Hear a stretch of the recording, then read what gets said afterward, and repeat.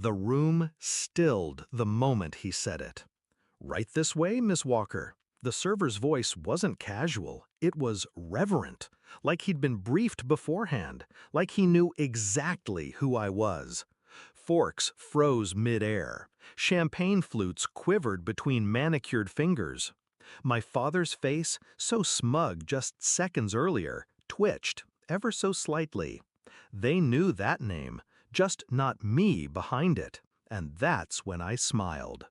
I used to be Maddie, the family embarrassment, the artsy one, the creative black sheep among a flock of Ivy Leaguers and corporate sharks.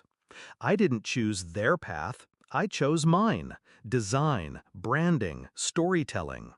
They called it dabbling.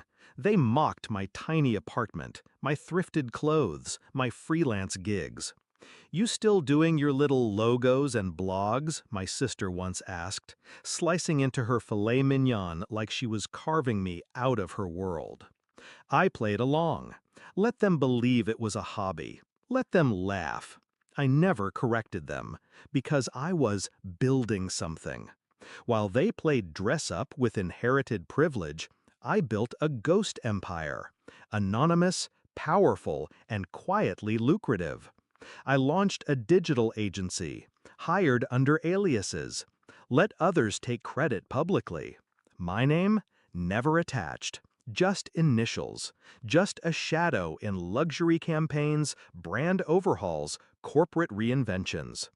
But every empire needs a face eventually, so I chose one: Miss Walker, a name they'd never trace back to Maddie.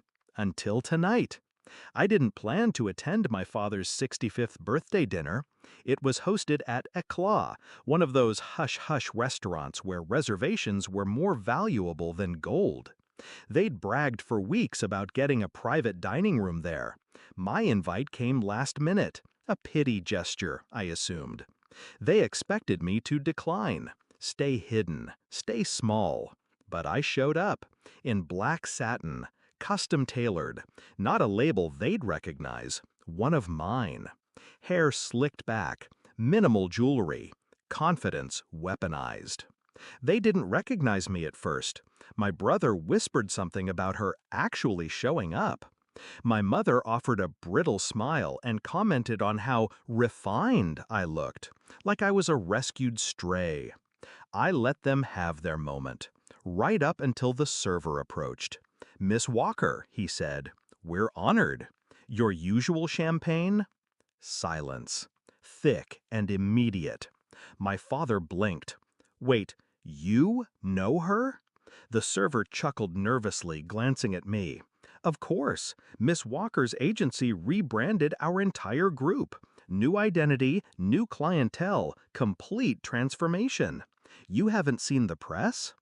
I hadn't paid him to say that, but I didn't need to.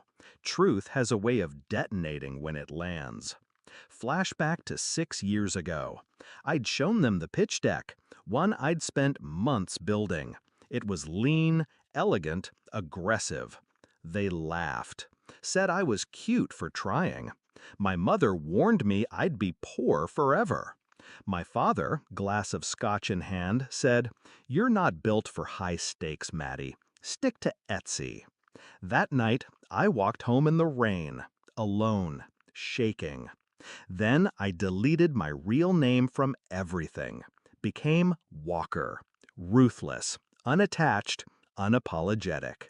I worked 18-hour days, studied behavioral branding, market psychology, algorithmic targeting.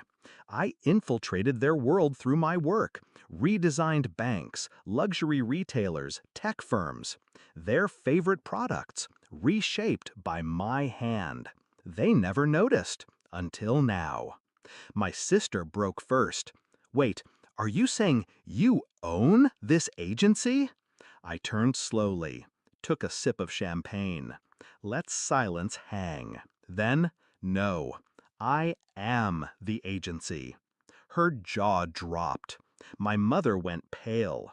My brother tried to laugh, but it curdled halfway through. My father stared. "You're Miss Walker?" he asked. I didn't answer. The maitre d' appeared moments later. The executive chef would like to personally thank you for your work with the brand, ma'am. If you'd like to tour the kitchen. I waved him off gently. I'm dining with family, I said. Family. The word tasted like ash. That night wasn't revenge, it was revelation. But my revenge? That came earlier, when I found out my father's company was struggling, hemorrhaging clients, plagued by a reputation problem. They'd hired firm after firm. Nothing worked. So I stepped in, anonymously. My agency submitted a proposal under a different brand name. He never knew I was behind it. Signed over full branding authority. Paid us 7 figures. Then I burned his legacy from the inside. New messaging, new visuals, everything polished to perfection, except one critical element I manipulated: trust. I planted subtle seeds of unreliability in the brand voice, tiny inconsistencies, subconscious triggers, enough to erode investor confidence, spark rumors, leak client uncertainty. Stock dropped 11%. 3 board members resigned. They thought it was market volatility. It was me. As dessert arrived, I could feel the shift. They no longer looked at me with pity. They looked with fear.